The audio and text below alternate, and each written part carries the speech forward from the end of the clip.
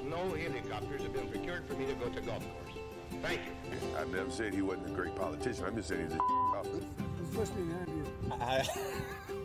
How'd you play out there today? Well, I found the conditions challenging, mostly because there's no grass on the golf course, but there never has been. I'm thinking about the swag bag, and I have high hopes for the swag bag. When you got 3 crevices on the green, your course is trash. What's going on, everyone? Welcome back to the Beltway Golfer Podcast. I'm your host, Alex Dixon. This is episode 65. It's Masters Week, the unofficial start to spring, the biggest week on the golf calendar. Can't wait to watch. I won't be in Augusta, headed to the Outer Banks with my family. My wife's a teacher. I got 2 kids in school. It's their spring break. We're going to be enjoying some sand and sun at the beach, but I'll be tied to the Masters app, my laptop, and on the couch watching the TV as much as possible because I am pumped for all the different storylines we've got this year with the live guys and all kinds of stuff going on at the Masters. Can't wait to watch the most exciting week in golf. If you're listening to this, I don't need to tell you this. I'm actually going to make a couple Masters picks that are related to a new sponsor that we have on the podcast, which I'll get to in a couple minutes. But first, let's talk about the guest here for episode 65, Mr. Garrett Johnston. Garrett is a fellow podcaster. He hosts the Beyond The Clubhouse podcast. I urge you to go check it out. He's also a writer. He freelances for a variety of golf outlets and has been doing so for a long time. We talk a lot about it in our conversation. But his full-time gig is actually behind the camera. He's here based in Alexandria, but he works for a lot of D.C.-based TV shows and different media outlets here in D.C. working behind the camera as a camera operator, which is really interesting. But he's also a grinder. You know, he's trying to make it in the golf media world. I saw it firsthand at some of the recent pro events that were here in D.C., including the Wells Fargo Championship as well as the KPMG. Just seeing kind of Garrett do his thing and really hustle out there to get a scoop or get an interview and kind of just see his hustle. So it was exciting to talk to Garrett and kind of learn a little bit more about his journey, but also talk a little bit about the Masters with him. He's in golf media. He is big into the PGA Tour and has, if you go look at his podcast, I mean, you name the PGA Tour player, they've been on his show. So he's gotten to know a lot of these guys, and it was good to kind of get his pick and kind of chat about the Masters for a couple minutes at the end of our conversation. What else is going on? Update on the event we got going on at Bretton Woods, the Bankroll at Bretton Woods out on River Road in Montgomery County at 1 p.m. on Wednesday, June 7th. We're about half full. Please join us if you can, if you're available. It's going to be a ton of fun. There are still spots open for registrants, and we've got a beer sponsor. We've got sponsoring the event is Aslan Beer Company, ASLIN. If you're not familiar, they started in Herndon. I don't know how many years ago, at least a decade ago, or so, maybe about a decade ago. I actually used to work at a day job, seemed like a lifetime ago, but right on Herndon Parkway, so I could almost walk to their original location. Their still main kind of flagship location is in Herndon, but it's a much bigger spot, about a mile or two away from the original one. But they've expanded in recent years to Alexandria. They have a place now in D.C., and they've even expanded to Pittsburgh. But they make some of the best beers around, especially their IPAs. They were one of the first breweries around here that really kind of took advantage of that hazy New England-style IPA craze. But their beers are all over the map now, and they're crazy good. So I'm excited to partner with Aslan, and they're going to be providing beers at the event that are included in your registration fee. So I think I still got to decide which beers we're going to select for them to send out to the event. So maybe I'll post a poll to registrants here in the next few weeks to see if folks that have signed up have any favorites. But I'm excited that Aslan Beer Company is a partner for the Bankroll at Bretton Woods. Again, June 7th, Wednesday, June 7th. Sign up if you can. We'd love to have you. Anybody is welcome. There is going to be a competition, but it's not going to be super competitive. That's really just to give out some prizes and have some sort of format. It's more about having fun and hopefully playing a course that a lot of people haven't played before or don't have the opportunity to normally play because it is a private course. Again, it's Bretton Woods Recreation Center out on River Road on June 7th. And go to aslanbeer.com betway.com to learn more about Aslan Beer Company. Another exciting announcement is we've got a new sponsor for the podcast, Betway. Think Beltway without the L. Easy way to remember. Betway is an online sports betting platform that I've been using for more than 6 months and dropped the other previous apps I had on my phone because Betway gives me everything I need. You want to place wagers and get in on the action for all your favorite sports? Look no further. Betway has odds on over 1,000 markets while also offering incredible Betway boosts, which will be available for the Masters and all PGA major tournaments. Register today to get up to $250 back in bonus bets with your first wager. All you need to do is sign up, make an initial deposit, and you'll be ready to bet with Betway. If real money gaming isn't your thing, you can take part in Betway's Big Pick Challenges instead.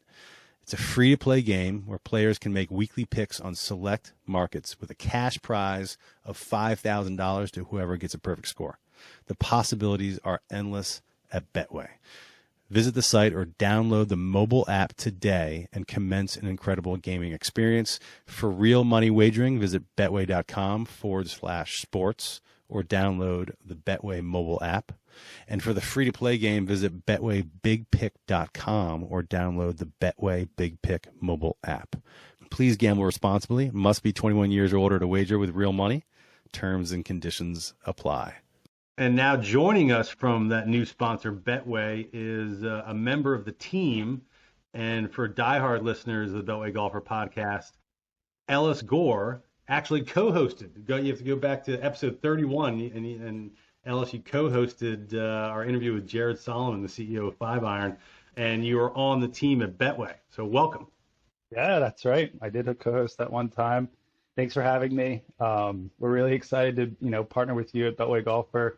We're huge golf fans here. We love what you're doing here in the DMV to promote local golf scene, and so hoping that your listeners become Betway fans too. So thanks for having me on.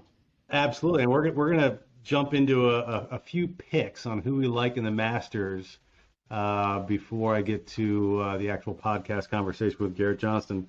And then we're gonna. I've been looking at some of the Betway lines. Yep. What's also interesting is we're recording this. You're getting on a plane to Augusta, aren't you? Like in a couple hours. Yep, I am. I'm going to Augusta. Lucked into a practice round ticket for tomorrow, Tuesday. So I'll be heading down there in a couple hours. I'm so pumped. I love it. You've been down there before, right? Yeah, just one time. I've never won the ticket lottery, but I have good friends that are nice enough to let me tag along. So I'll be down there for my second time, and maybe I'll grab you something from the merch tent, Alex.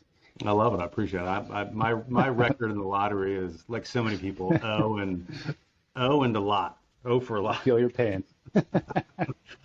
So we're going to do a couple picks. But one thing we want to talk about real quick and right off the bat is for my main pick to win, Betway is offering Beltway Golfer listeners a boost on the odds of my pick. And we're going to do this for each of the 4 majors this year. And I want to start things off. I didn't want to pick a long shot for the first one. So I want to pick one of the favorites, somebody I like to win, but it isn't necessarily long shot odds, so we can give some people some real value. I'm gonna get that one out of the way first. I think he's fine. We say this every year, and I've lost track of how many years it's been since his last major victory at the PGA Championship. But I think it's finally time Rory McIlroy, gets to the career Grand Slam and gets it done at the Masters. And Betway's odds are Rory to win at plus 700, which I think he's the low favorite, kind of the same odds as Scotty Scheffler. But correct me if I'm wrong, Betway is going to give listeners a little boost to plus 950 if you take McIlroy to win. Yeah, absolutely. We're excited to boost Rory this week. I'm right with you, Alex. I'm a huge Rory fan. I root for him every year at the Masters. He always lets me down, but it does seem like the stars are aligning. He's got a new putter in the bag. I think he's got a new driver. If you remember last year, he holed out from the bunker on 18 and did a very awkward arm thing. I think he's got a lot of momentum. It could be the year he finally gets that green jacket. I love it. Well, wouldn't it be cool since the last major was him kind of not getting it done at the Open Championship, and that was before Cam Right. Smith made the leap to live. That's right. It'd be interesting if those two are both in contention here. So that's my pick, and I get a couple other value picks, but I want to hear your pick. Who do you like to take to don the green jacket here on Sunday night? Yeah. Great field as always this with the Masters. I'm looking at the board here. A lot of different ways we can go with it, but I keep fixating on Jordan Spieth, the none other than the kind of the godchild of Augusta. He always plays well here. He has the scars from horrible collapses as well, but he's been in really good form. His putter has been nowhere to be found, but I have a feeling that maybe those fast greens at Augusta wake up his putter, and it just feels like he's got to contend on Sunday. So Spieth 18-1. That's my winner pick. 18-1. That's good. Yep. That's good value there. Good value. Yep. Okay, I like that. We're each going to give we're going to give a couple picks. Maybe some mid tiers, maybe some longer shots. Let's each throw out a couple. I'm gonna throw out one, and these are not necessarily long shots, mine, but one just makes too much sense for me.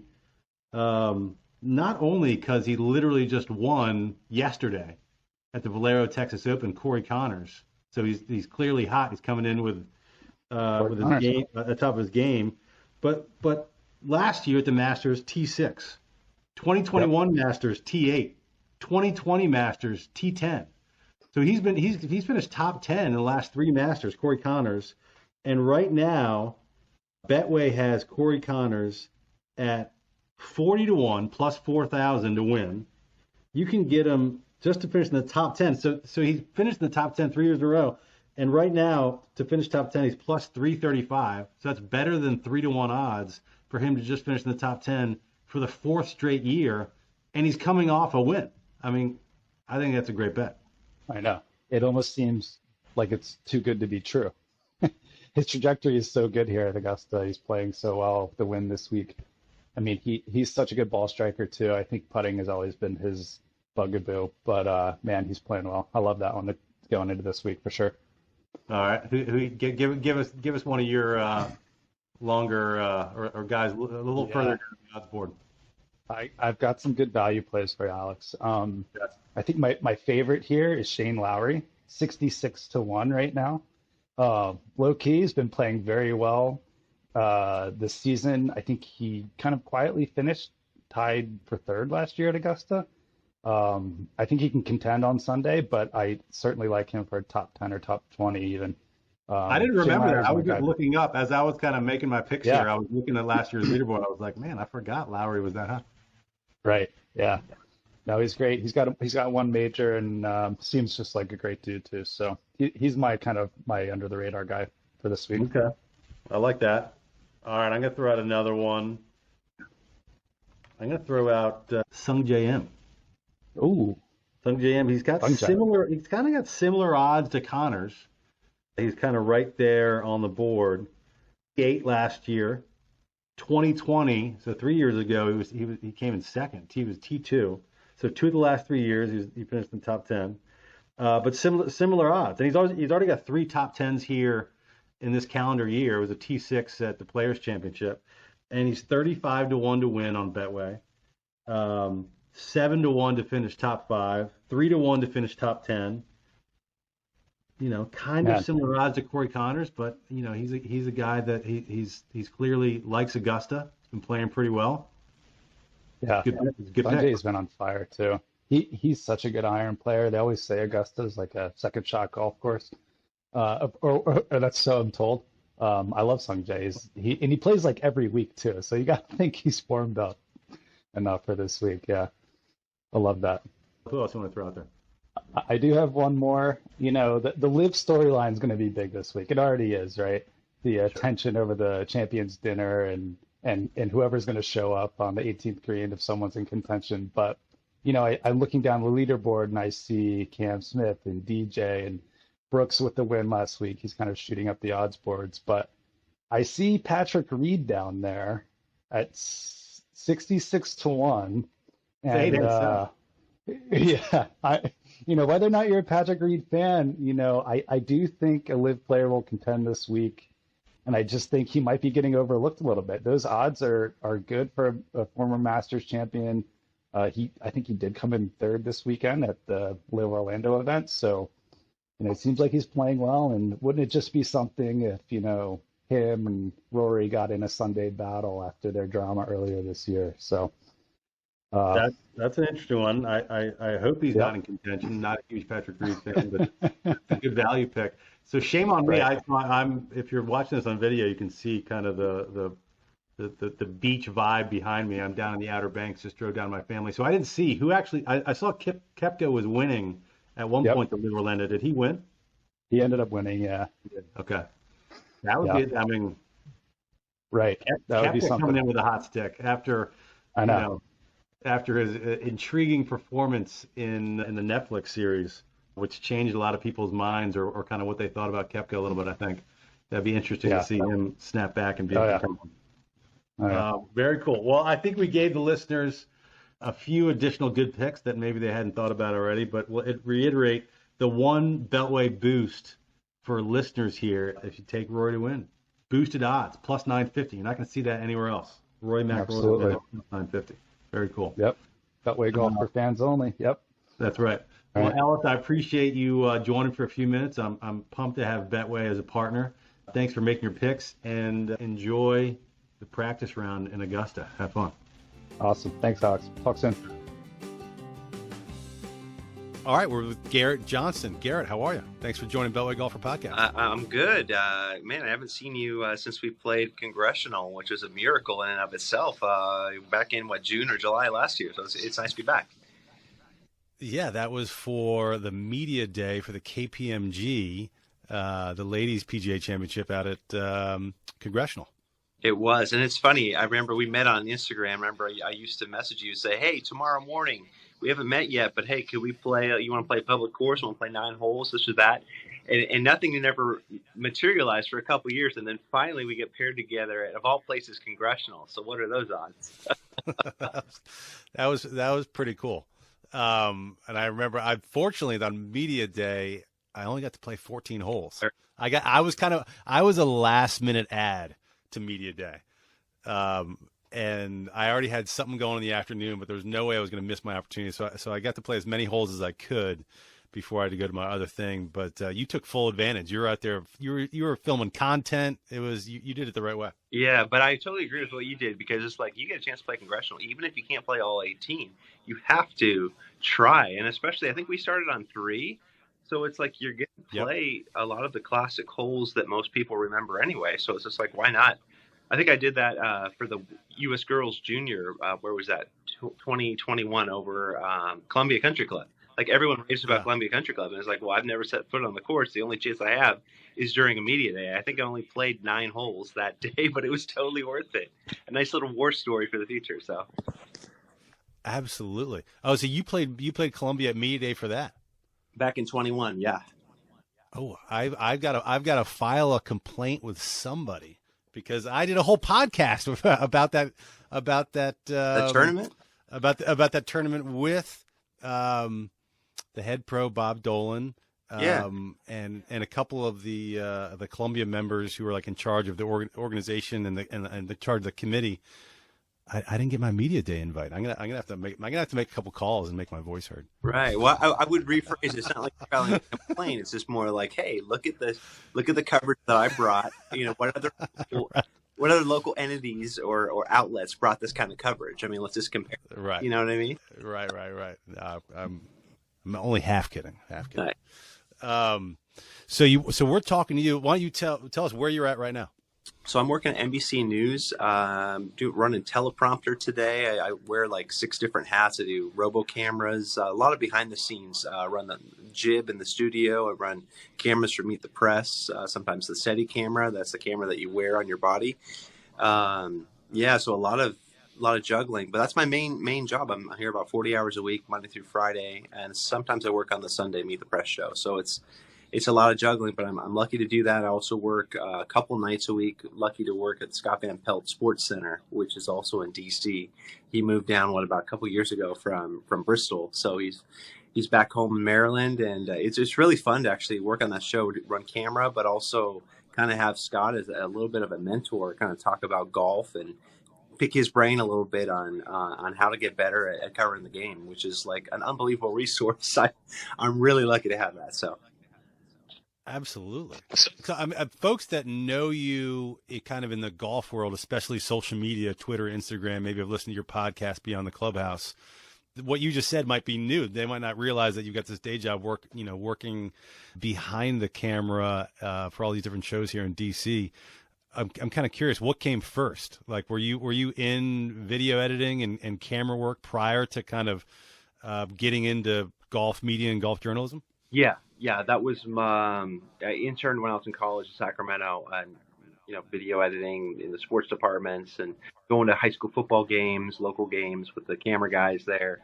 And then I started working with the Sacramento Kings in 2007 when I was still there in Sacramento, and I started basically for the Jumbotron, shooting fan camera for the Jumbotron, which is such a thrill because you're at the place where everybody in town wants to be. You're at the NBA game, the Sacramento Kings game, and you get to film everybody having a good time in the crowd during timeout. So that was kind of my experience, was just building camera experience there, video editing. I did that for 4 or 5 years.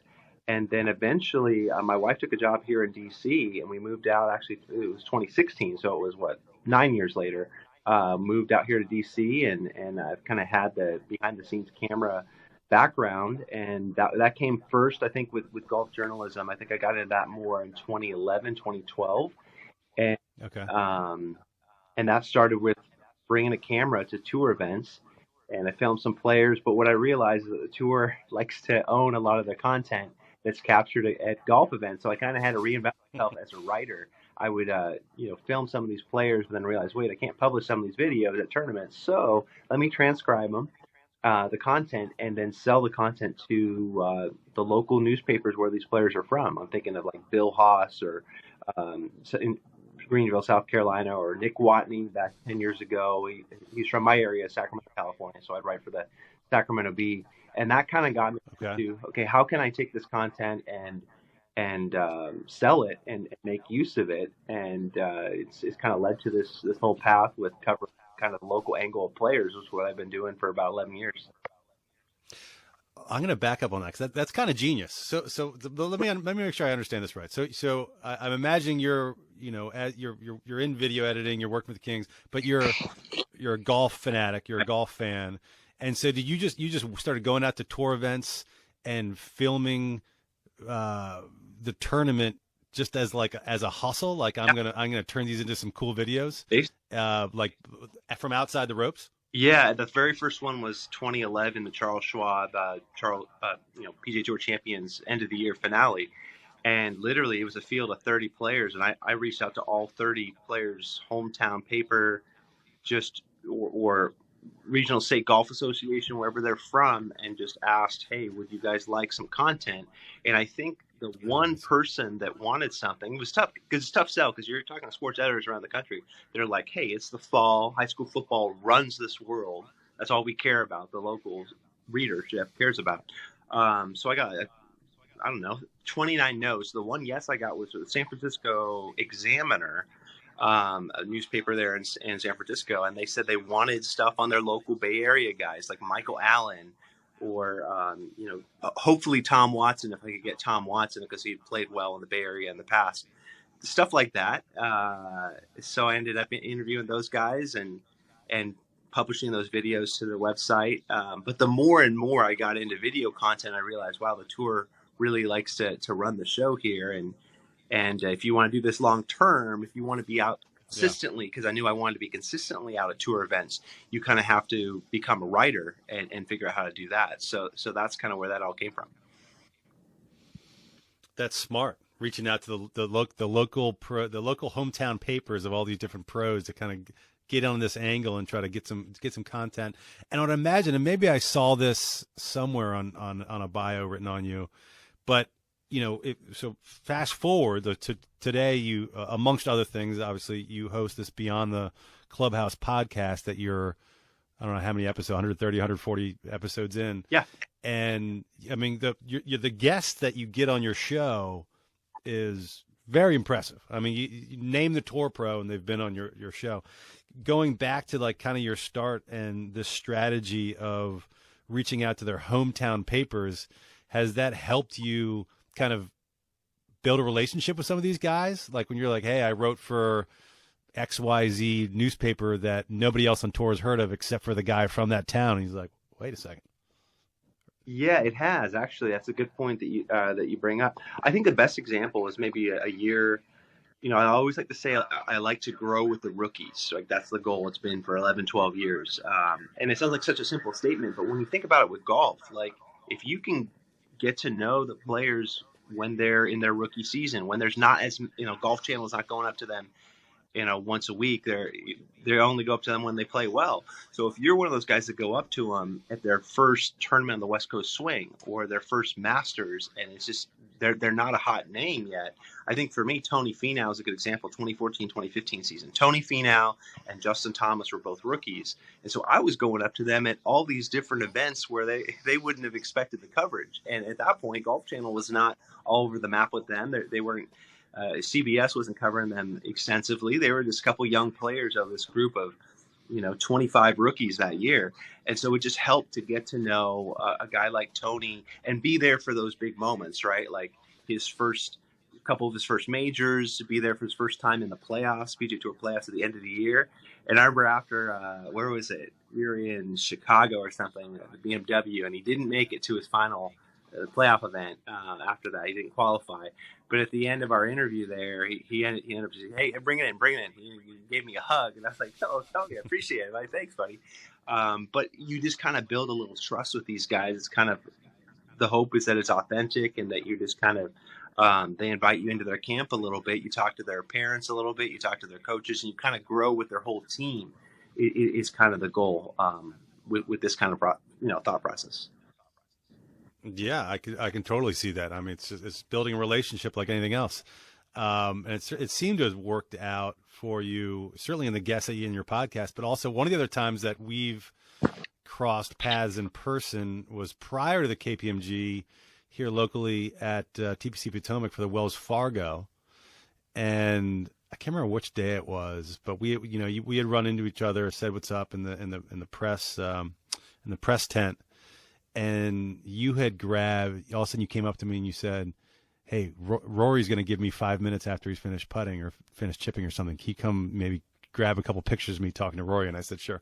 But like, so what, like, walk me through that. Like, at the Wells Fargo, like Rory's an example. Like he's probably, he's a tough get for a reporter, especially in the middle of like, I'm trying to think, was that a practice round? I can't remember if it was a practice. Okay. Yeah.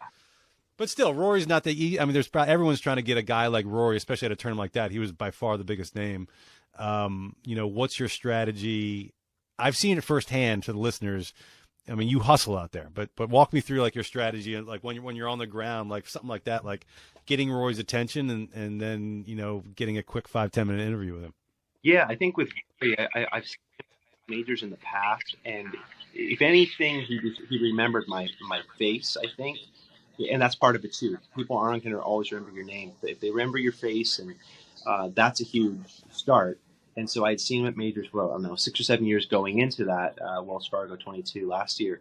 But the other thing is, maybe 2 months before that, in March, I had pitched PGA Tour Live on doing a report for their marquee group and saying, hey, just let me talk for a minute on camera and I'll just tell you what your marquee group, what your players have been up to this week.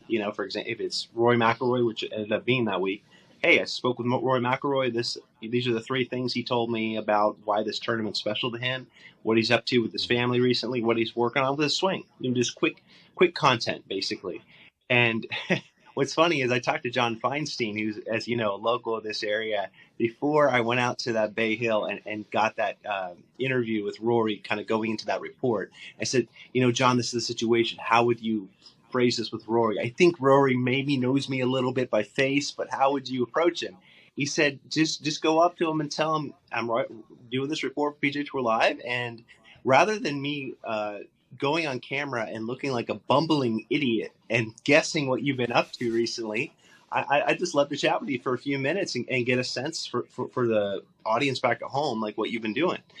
And that's kind of the line I used to Rory at Bay Hill. I got there on Tuesday, and I did a report for him on him on Thursday, first round action for PGA Tour Live. So on Tuesday, I asked him, hey, I don't want to look like a bumbling idiot when I talk about you, Rory. So what you been up to?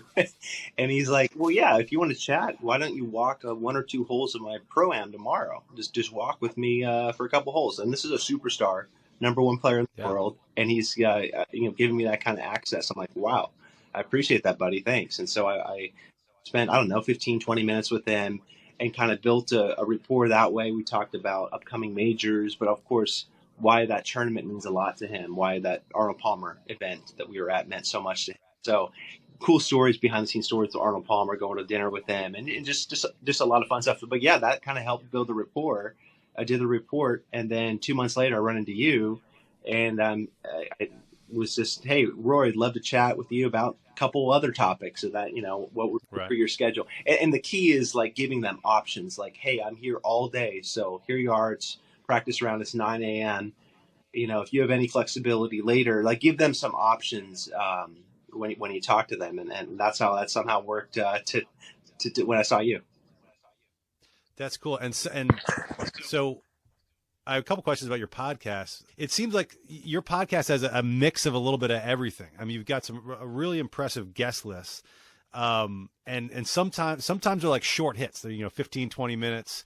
Are some of them like, kind of like what you did with Rory? Not that was a podcast necessarily, but like where you're just doing like at the event, you grab them 15 minutes in person where you're just standing there and boom, that's a podcast. Or maybe it could be a phone call, or maybe it could be a Zoom. You're just taking any content you can get, 10, 15 minutes, 20 minutes, anything that you think is, oh wow, that was a good session. Bam, there's a podcast. Yeah, I mean, and I think in the landscape of golf podcasts, like no laying up and Barstool, like those are kind of become some of the gold standards and what people are used to listening, right, for an hour, right, or in your case, 45 minutes for a Beltway golfer for what you do. But in my case, like the most recent podcast I did was with Sahith Theegala, who is a bit of a cult hero. He's a young 25-year-old player, just finished his rookie season. Now he's in his second year. Everybody fell in love with his story last year. Well, guess what? He's going to his first Masters in 2 weeks. And his excitement level, what is his family thinking? What was the first feeling driving down Magnolia Lane in his practice round last month? Like that kind of stuff. It was exactly what you just described. We talked for 12 minutes in the parking lot at Bay Hill after his practice round earlier this month, and it's 12 minutes of content. And what do you do? Do you not make a podcast out of that? The timing is so good with him going into his first Masters. I feel like he's such a fun, loving kind of player that why not like get this content out? He's relatable. Yes, it's shorter. It's only a 15-minute podcast with an intro and outro. It's not what No Laying Up is putting out, but you're capturing the moment. Yeah, so what? I mean, it's good content. A lot of people prefer that, I'm sure. Yeah, sometimes actually Scott Van Pelt has told me before he likes just seeing 20 minutes. When you look at a podcast episode, 20 minutes, perfect. I can get that for my drive home. You know what I mean? So it just depends on what the audience is looking for. But in my case, like just like with my hometown paper angle, I'm trying to capture little points in their career. Like what were they thinking at this stage in March of 2023, right before Sahith Theegala's first Masters? Like you can only capture this once. And if you do capture it, to me, it's worthwhile posting as a podcast. Absolutely. Let me ask you this. I've only met Feinstein once or twice, and you mentioned that you chatted with Feinstein about before you went up to Rory. Has he helped you out a little bit? Have you talked to him a lot? Has he? I mean, he's old school DC media. He's old school golf media at this point. What's your experience with John Feinstein? Yeah, no, I really like Feinstein. Like I said, he always tries to make time for me, especially like sometimes I don't give people a lot of time. Like I decided, hey, like I'd love to talk to him 3 days before I went to the Bay Hill tournament. And he said, well, if you want to talk, call the home phone after 4 p.m. today. Like all these old school things, like call the home phone. It's not my cell. It's the landline, you know. But yeah, he's been really helpful. Like he was one of my first podcast episodes back in 2020 during the pandemic. He was very like, hey, I'll talk as long as you want to talk. Like we're talking at 10 o'clock and we're going to go as long as you want to go. And just like, I think it's rare to run into Feinstein on the golf PGA Tour beat of media writers.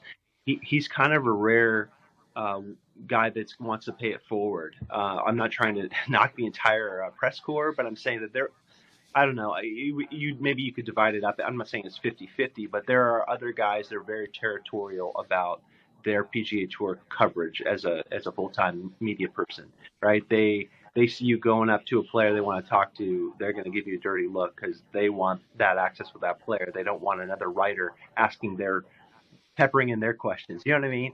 But yeah, absolutely. And I don't know, in the 12, 13 years that I've known him, he's always been really supportive. I remember seeing him in 2012 at Key Island. I think what it was is it's the human interest connection, the family connection that have always connected me and John, because John is about that too. When you hear him oftentimes talking about athletes or this time of year, March Madness, college coaches, he loves kind of that human interest angle. What makes these college coaches relatable to us? And that was a way that we connected. Like I mentioned, PGA Championship 2012, we're all the way in South Carolina. And I remember seeing him on the media bus going home on Saturday afternoon. I said, John, like, what are you doing? Like, the tournament, Tiger's in the lead. Where are you going? He's like, you know what? I want to make sure I'm home Sunday morning for my kids.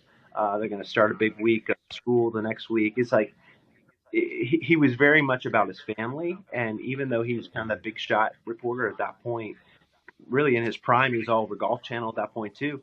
Like he still valued time with his family, and he learned a lot of lessons from maybe not committing as much time in the past. So anyway, it was those human interest, relatable things that have tied me in John Feinstein for sure.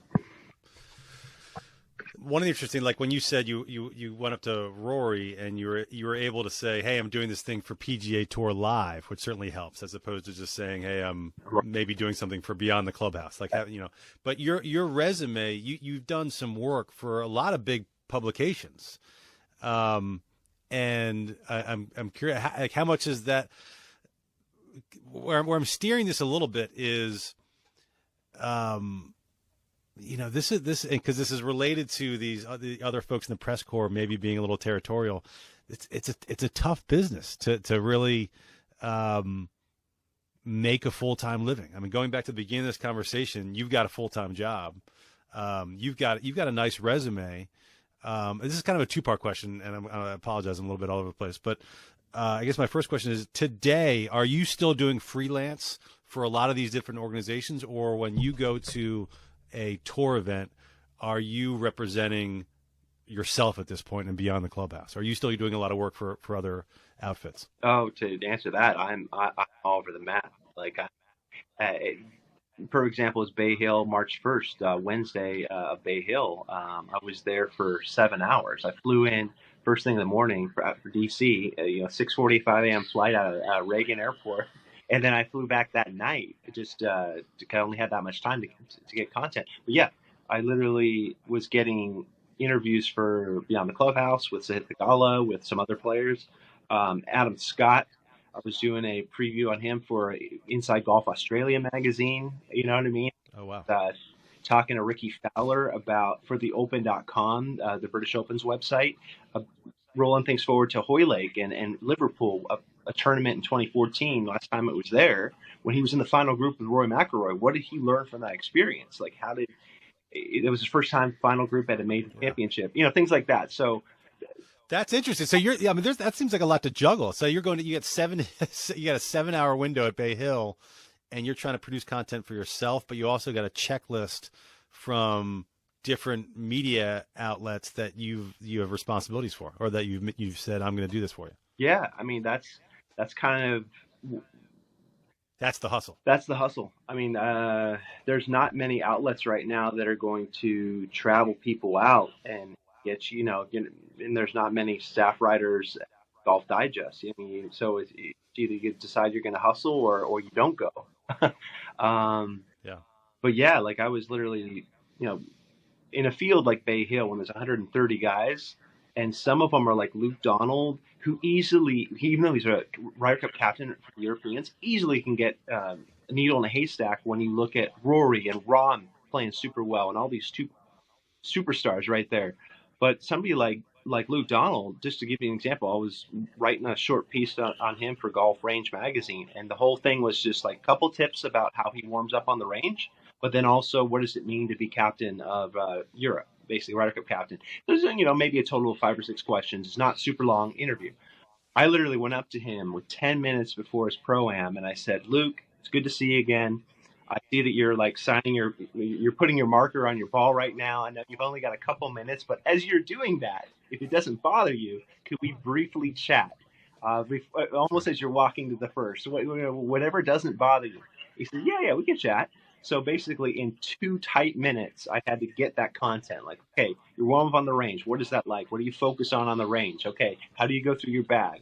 Okay, great. And then after we finish on that stuff, okay, Ryder Cup captain for Europe. What does this mean to you in your career? And you know what I mean? Like in 2 tight minutes, 2.5 minutes, just get the content you can, get out of there. Don't bother the player too much.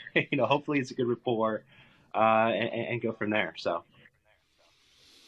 I got to ask, have there been any tour pros that have been, I know you don't want to talk necessarily negative on anybody, but like particularly difficult or thorny to get a couple minutes with? There was one player who I had asked maybe 3 or 4 majors, just briefly, like, hey, the same kind of thing, like practice routine. What's that like? Just looking for 3, 4, or 5 minutes, talk to you about your practice routine. And he's like, you know what? This might not be a good week. It's a busy week. It's either a major or it was a playoff event. And they were kind of leaning into that. And even if it was a practice day, they just didn't want to add something else to the calendar. So with this particular player, I did that 3 or 4 times where I requested 4 minutes with him. And he kind of said a nice no each time. And then at Bay Hill last year, I did the same thing. I said, hey, after your practice round, might you have a couple minutes? He said, yeah, I'm not sure. We'll see. I've got to finish up, see how I'm feeling. Well, the next morning I hear from a PGA Tour media official that says, hey, so-and-so said that you were asking for time with him, and he doesn't want to give time right now. He only wants to do his press conference. So basically, he pulled on me and said, okay. He went through the tour media and said, hey, what's going on? He told so you don't want to tell on him with a name in the podcast after he told on you? I'm kidding. But here's what's funny is, you know what? People in the end, like my father-in-law always likes to say, people do what makes sense to them, right? So, as a player, as a pro, he didn't want to add on a few minutes of chatting with me. Even if you recognize my face, it's fine. It didn't make sense for him to do that right then. He did say, if Garrett wants to talk to me, come to the presser and ask a question or two. And so, fine, I'm going to play by his rules, right? This is what makes sense to this player.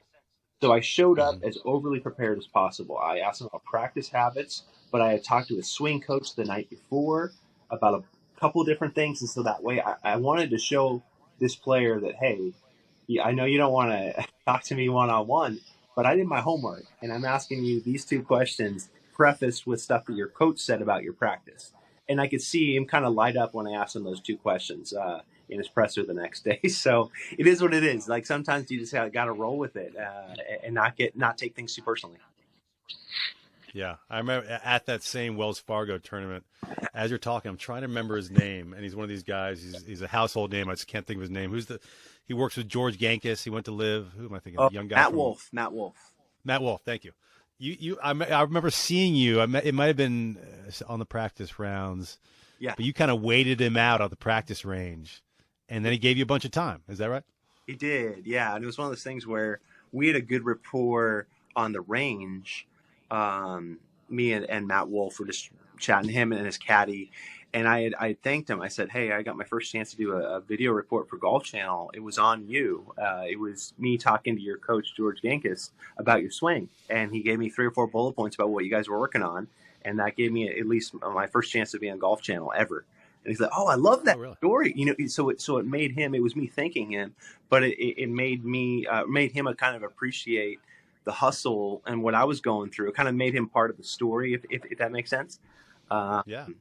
So we did that, but then because that conversation went so well, this was like 5:30 on a Wednesday afternoon. It went so well. I went into the media center. I was going to leave a few minutes later, and I had an old driver with me, and my buddy who works for the PGA Tour digital content, Charlie Kane. He's like, "Hey Garrett, are you done for the day?" I said, "You know what? I'm going to go up to Matt Wolf and show him my old 975J driver and see if he wants to hit it on the range. There's nobody else out there. It's just Matt Wolf and his caddy. I just talked with him. Well, what do you say you film some of this on video or on photo?" And he's like, "Dude, that's a great idea. I'll be right out there." So I went up to Wolf with this old 975J driver and said, "Hey, check this out." So I hit a driver off the deck because it's so small. The profile is so small on it. Yeah. So I showed him, this is how I hit a driver off the deck with my driver. What do you think about this? You give it a shot. So he tried it. He hit it like 300. This is perfect, like low rising driver off the deck. And then my buddy Charlie Kane was able to take some photos of us, basically messing around there on the drive. Yeah. So. That's cool. That's a good story. I also got to ask you, so you've got one of the most unique intros to your podcast that would make a lot of other golf podcasters maybe a little jealous. You've got a personalized intro by Jim Nantz. Tell us that story. How'd you land that? Yeah, it's funny. Like Jim Nantz, I've been lucky. There's been so many times. Remember I talked about the human interest connection with John Feinstein? Sure. And how we find a way to talk about family or find relatable things about each other that kind of bring us together. And that's what it was with Jim Nantz too. I remember in 2008 when I was living in Sacramento, I would literally get up early and I would drive and work as a PA, production assistant for CBS Sports when they would come to San Francisco. And, so I would go to a bunch of those games. I'd drive, get up at 6 a.m. and I'd be there all day. And I'd help behind the scenes with stats, with some of the, either with the graphics department there in the TV trucks or with the play-by-play announcers. But Jim Nantz came in 2008 at the end of the year, and they call it the A crew. It's the Nantz crew, right? So everybody's got to be on their toes. But I met him for the first time, and it was a perfect timing. I was just reading his book, was always by my side, about his dad. And I had found some cool little human interest nuggets in that book. That I brought up with him when we were going up the elevator to his booth, to his TV booth. This is, 15 years ago. And I was like, "Jim, I really like what your dad's advice about, you got to get out of your comfort zone. Like you had been offered a job in Salt Lake City back when you were 25 and you weren't sure if you could take it. And your dad said, you know what, you get out of your comfort zone. It's going to be great for your network. It's the right thing to do." And I said, I remember recently I got out of my comfort zone and it was a great thing. And Jim kind of saw that, I was trying to find relatable content out of his book and he appreciated the effort I was putting into that. And so I think that led to a relationship really behind the scenes with him for the last, 15 years. Right. And so finally, when I started my podcast in 2020, we kind of had this genuine friendship and I would email him from doing local hometown paper stories. I would email him nuggets from those stories before his broadcast and say, "Hey, if you like anything, if you see Tony Finau make a run, well, this is what he's been working on recently. This is what he told me." He used a couple things about Finau in a story at Riviera in 2021. That might kind of make sense. So sure, there was just some genuine friendship that we started up, and then I asked him, "Hey, would love to have you do it." It's almost like a voicemail intro, but have you right, for 30 seconds to say, "Hey, I know Garrett, and he's been covering golf for 10 years, what have you," and just kind of put your own spin on it. And so that's what he did. Yeah.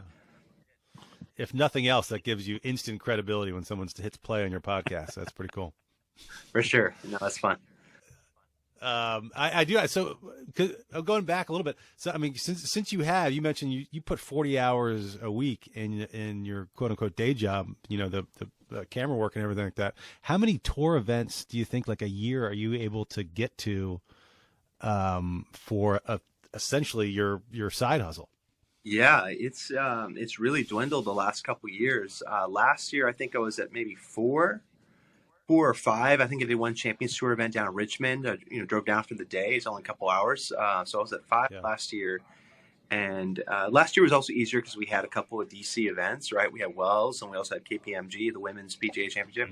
But yeah, this year, I don't know. I might end up just being 2 or 3 and just go for the day. I've got 3 young kids at home, so it's hard to be gone for 3 or 4 days at a time. That's when it starts getting hard. Yeah. When you got a family, you got kids, trying to make it all work, man. It's I admire your hustle and your grind for what you're doing. Well, but I'm go ahead. Yeah, I was just gonna say I'm not even trying to do what you're doing, but I got 2 young kids myself, and just trying to do things with Beltway golfers. Sometimes it's there's not enough time in the day. For sure, and I think the players, there's a fine line between, when you go up to the players, you only have so much time. Like, hey, I'm only here today. Is it possible to get some time? If not, there's a fine line between overwhelming them with my situation and then also painting them a picture of like, hey, I'm hustling, working hard. I respect your time. And I'm sure they appreciate that. Yeah, them seeing that, like, wait, you went all the way out here to Bay Hill and you took time away from your day job and your kids. Like, hey, yeah, I'll help you out. Let me, if I can't talk today, let me give you my number or an email, and then we can do something later. You know what I mean? So it's like, I keep using the word relatable, but if I can be as relatable as I can to the players, that I think is going to be disarming to them. So, yeah, absolutely. We're going to get into the Masters a little bit here, which by the time I publish this, the Masters will be coming up. But a couple quick words. I think you had him on your podcast at one point, but you said you do a couple nights a week on Scott Van Pelt's SportsCenter. I'm just curious, what kind of, has he given you kind of any help about just the media business in general? Bending his ear at all? Yeah, he has. I'm just trying to think like what kinds of advice. I mean, he's given me a ton of advice. I think going into Bay Hill this year, like a month ago when I was going to go out there, his advice was like, hey, like you talk to players a lot. Like, I know you're psyching yourself out about what you're going to say to certain players, but be adaptable in your conversation with them, right? Like, it's like going up to a buffet line. Like, you may end up getting a little dessert. You may end up getting a little steak, a little potato on the side, like, meaning that, like, when you talk to a player and it's going well, then maybe you ask about the British Open that's coming up in 3 months and see, like, okay, that's what I mean. Like, that's the variety and the content you're getting, right? The variety is so many different different directions you can go. Like, if you focus on, hey, we're at Bay Hill, what did Arnold Palmer mean to you? What does this event mean to you? Get a chance to win it. Then guess what? Like, it's all dead at the end on Sunday. You know what I mean? All that content's only good until the end of that week or next year when that tournament starts. So, yeah, it's just really figuring out how to spin things forward and what is worthwhile spinning forward. That's always something that Scott's telling me to think about, and he does understand that it helps that I'm writing for the Open.com or writing for these entities where it's like, hey, they want you to talk about their event 4 months out, and then that way you have time to kind of write your story and package it. But and I'm just trying to think what else. I have you. The other thing is, it's just pretty cool in general to be on the SportsCenter set and working there. Have you and I don't know. I guess you said he's been doing the SVP in DC for at least a few years. Yeah, 2.5 years. What year it was? 2.5 years. Okay. Have you been working on nights where there's been some huge events? I mean, I know the big one that was in the news. It was not positive, but when Damar Hamlin went down with the Bills and SVP almost became kind of the story the way he handled it. You weren't working that night, were you? No, unfortunately, I wasn't there that night. And it's funny. I wanted to talk with him about it on a podcast, and he's like, you know what, man? Like, I don't want to be the story. You know what I mean? Like, I was just doing what makes sense to me. I was doing my job, and I don't want to be celebrated for doing my job. Like, that's the funny thing, that here he is at the top of his profession, but he often doesn't like self-promotion. Like, even like if I did a podcast with him 2 years ago, he's like, hey man, I'm not going to retweet it because I'm not a look at me kind of guy. You know what I mean? Like, I'm not going to be like, hey, look at this insightful thing I told Garrett in his podcast. Like, that's just not who I am. So happy to do a podcast, but there's just certain things I'm not going to make it all about me. But one thing recently, even this week, or end of March here, he lost his voice during a show. Like literally, like it started the top of the show. Best thing I saw. I didn't see it. I saw him tweet about it, but I didn't actually see it happen. And a lot of people responded on social too. He was just embarrassed. And the thing is, like, he holds himself to a high standard, so I get that. But he was just really frustrated with himself that he couldn't talk. You know what I mean? During commercials, he's like, hey guys, producers, I got nothing. Like, I'm doing my best. It's just not, it's not happening. But he had his voice, the A block, maybe the first 15, 20 minutes. And then it really deteriorated, 20 minutes into the show, but he toughed it out. To his credit, he was there for the full hour and finished it out. Yeah, got some help from Stanford Steve, his sidekick, which was huge. But no, I mean, moments like that, it's cool to see that. I mean, he's a grinder. So, yeah, it's also interesting. The two big powerhouses in sports media that are both local here, and it sounds like have helped you out over the years. And John Feinstein and SVP, they themselves have traded a couple jabs at each other a couple times in social media around, journalism and supporting your team and that kind of stuff, which is interesting. Yeah, I'm sure I mean, maybe you can shine some light, but I'm sure the relationship is not as bad as it's made out to be. Yeah, and that's the funny thing. I don't know, or maybe it is. I don't know. I don't know anything about their relationship. Anytime I've talked about anything, I talked to Scott Van Pelt, we've never brought up John Feinstein. Anytime I talk to John Feinstein, never brought up Scott Van Pelt. So I don't know about the relationship. But I've seen stuff on social. It doesn't look great. But what's funny is that, like, you meet both of these guys and you'd be like, how could these guys ever not be easy to get along with? You know what I mean? Yes, they're both super opinionated, but still, like, I don't know. It would be funny to see both of them in the same room and process. Yeah. If they didn't, I mean, it seems like it's just one specific topic. Oh, was it? Necessarily agree on. I don't think Feinstein loves that SVP cheers so hard for Maryland. I think that's all it is. That what it is. Okay. But anyway, moving on. So we're going to be publishing it. Masters Week's coming up.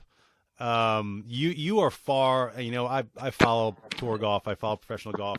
I'll be watching the Masters close, but I'm far from an expert on tour golf. So I'd love to ask you a couple questions about the Masters. And maybe get a couple picks. But one, I would imagine that the big storyline with this Masters is all the live guys. What storylines are the 2023 Masters are you most excited about? Wow, yeah, like how's the Champions Dinner gonna go? You know what I mean? Like how how awkward in between, because you got so many alphas, right? You have Phil on the live side, you've got Dustin Johnson. And then on PGA Tour side, you got Tiger. What's funny is you don't have Rahm and Rory, who they've really become the faces of the PGA Tour. They're not past champions, so they won't be there. So in a weird way, there may be some initial awkwardness. I'm just guessing here. There may be some initial awkwardness, but without Rory and Rahm in the room to represent kind of Team PGA Tour, it may end up just kind of being, okay, well, whatever. Like, there's litigation between both of us right now, but whatever. It may just, there's so many older guys there, the Tom Watsons, the Ben Crenshaws, you know what I mean? But those older guys are probably ones that are even more like angry about live. Maybe. I don't know. There might be some food being thrown. I think that's a good point. Yeah, I mean, Crenshaw said that he thinks it's going to be awkward. There's going to be moments of awkwardness. But I don't know. I mean, that's something to look forward to, I think. I'm also excited just to see is Rory going to finally get the Grand Slam, the career Grand Slam? Is this going to be the year? I remember I talked to him last year and I said, what's your mentality for Augusta? And he said, I'm going in there like a 10-year-old kid. What would Rory McIlroy at 10 years old feel like with this opportunity to win the Masters? Right? I'm not putting too much pressure on myself, but like how cool, how excited would 10-year-old Rory be? So I think he's finding different ways to get into a better place. Obviously, he's playing a lot better at the match play this week too. So yeah, I would be interested to see how well he plays. Rahm to me is my number one pick, though. I feel like he's been playing so well recently. I talked to him a few months ago about Augusta, and he said his confidence is always high at that place, and he loves that his fellow countrymen have won there. Right, Jose Maria Althabo, Seve, Sergio, they're just waiting for Rahm to join that Spanish, past winners kind of list. And another thing he said that was interesting was that like he feels like Augusta, there's a lot of different strategies that you can use to play well there. It's not just one set way that you have to play, and he likes that. He likes that there's creativity. There's different ways to get it done there. So I think there's just a lot of momentum. The play is there for Rahm, and I think his mentality seems like he's in a good place. I'm looking at I'm glancing over here at the early odds, and the first 10, 15 guys on the list, the only guys that have won it before, really, Scheffler. That'd be interesting to get the first back-to-back winner in quite some time, and Spieth. But I'm looking all these guys. I mean, you got Rahm, McIlroy, Cam Smith, Morikawa, JT, Cantlay, Xander, Zalatoris, Homa, all the guys that are in the top 15, 20. There's only two guys that have ever won it. No, that's a good point. And experience. Like, is it going to be a player that's won it before, or is it going to be a guy that is pure talent? Somebody that's either been knocking on the door a lot, like Rory, or guys who've maybe only knocked on the door a couple times, like Xander in 2019 and 2021, or Zalatoris, who has played 2 Masters and he's got a second and a tie for 6th. I mean, like, just unbelievable Masters record. And okay, guess that he hasn't won it, but there's not a better player alive in shots gained approach, and this is a second shot golf course. So he's going to have more 15-footers for birdie the entire week than anybody else, and that's how he's been able to play so well the first 2 years he's played it. Let me ask you this, because I'm looking at now, I just pulled up like the past 20 years of winners, and there are absolutely some huge names on there. In the past 20 years, Phil's won it twice, Tiger's won it twice, or Tiger's won it 3 times. DJ, obviously, Scotty Scheffler last year, but also the Masters seemingly as much as any other major, maybe even more so. Every few years, you get a guy that comes out of nowhere. Your Danny Willett, your Charles Schwartzel, or Angel Cabrera, or even Immelman. Like I'm sure that year he won. I don't know, but he probably wasn't in the top 20 in Vegas odds. What is it about Augusta National that lends itself to the occasional guy from the back of the pack to win it? Well, I think it's a kind of course where you're seeing players who win it more quickly than they used to. You know what I mean? Like you mentioned, he was still number 14 in the world when he went into that week. Like for us American fans, it was like, oh, this guy came out of nowhere, but he was a good tour player. That's a good point. But I'm talking about like guys. It was only his second time playing the Masters, and Danny Willett won in 2016. It was only Charles Schwartzel's second time at Augusta, and he won it in 2011. You know what I mean? So he got on one of those hot runs. I mean, that was a year in 2011 where Tiger made the turn, and he was basically, I think, co-leading. Rory made the turn, and he was leading. And then we saw what he did. He hits a triple. He hits it into the left into the houses. So there were so many players that could have emerged that year, and maybe favorites that maybe should have won. Adam Scott was basically the clubhouse leader at 12 under, and he was the guy holding the lead for a lot of the back 9, and it looked like it was going to be his. And he had knocked on the door a lot before that. But then Schwartzel birdies 4 in a row. So it's weird that I think what happens is the back 9 on Sunday, those pin locations, if a player gets hot and he's going after it, then they could end up winning it. So I think there's a lot of factors that play into kind of a player, like you said, coming from the back of the pack and having a chance at Augusta, at least seeing some of these winners that aren't necessarily always the household names, right? Yeah, that's a good point. It's almost like in some of these guys, if they're winning it on only their second try, it's like Augusta National brings its own scar tissue. And if you can get a win before you develop some of that scar tissue, maybe you got a good shot. So let me ask this. So we're recording this a good almost 2 weeks before the Masters, but who's your early pick? Is it Rahm? You mentioned you really like Rahm. Is he your guy this year? Yeah, I feel like Rahm's due. I think he's got 4 top 10s out of 6 tries. I mean, he's just really been close in the past. But that's the next one for his career, right? Like he's won a U.S. Open. He's won a couple times the Race to Dubai. I mean, this is kind of that event that's next for his career. And I like what he said about like, you don't there's a lot of different ways to play that course. You don't have to play it a certain way. And he's confident with his game plan. He's confident with how he plays around that course. There was one year, actually, when I walked with him in 2021, where he shot like a final round, the best round of the day, 65. Now, he was out of it going in, right? So the 65 didn't end up mattering. But I think just though you talk about scar tissue, that being the negative side of past experience, I think him having Sunday 65s and being able to score well on a Sunday at Augusta, even if he wasn't in the hunt, is something he's going to be able to draw on. So playing well, final round in 2021 is going to be something that's going to be helpful for Rahm. And we've seen how he's become basically a superstar this early part of this year. I mean, anytime we've seen players, 2015, Jordan Spieth on fire, wins in Tampa, and then blows everybody away at the Masters. 2022, Scotty Scheffler on fire that whole lead up to the Masters, and then he has a great week. Feels the same way with Rahm this year, having played so well in the late winter, early spring, winning at Riviera. Winning he had a chance to win 3 out of 4 or something, but he ended up winning 2 out of 3, been on fire. Which is just so his momentum has been good. And I think this is just the next thing on the list is to get a green jacket. Well, listen, I know you've got work to do. You've got to jump into, I don't know, a show or do some camera work, but we got a deadline here. So listen, I really appreciate. We basically just planned this yesterday, so we put this podcast together on short notice. I appreciate you being up for it. And again, I saw it firsthand. I admire your hustle and your grind out here and making the dream happen in golf media. So keep it up, man. You're doing good work. Appreciate it. A lot of fun jumping on the pod today. And we'll hopefully we'll get out and play a little more golf again sometime soon too.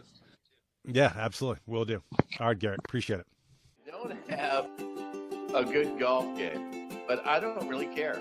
I'm a regular dude living in DC. And I want to know about DC-centric golf stuff. If you can tell me something that I don't already know, then that is great for me. I don't want the regular stuff. I want exciting stuff. I want different stuff. I want stuff I can't hear elsewhere. But I want it to be about DC golf.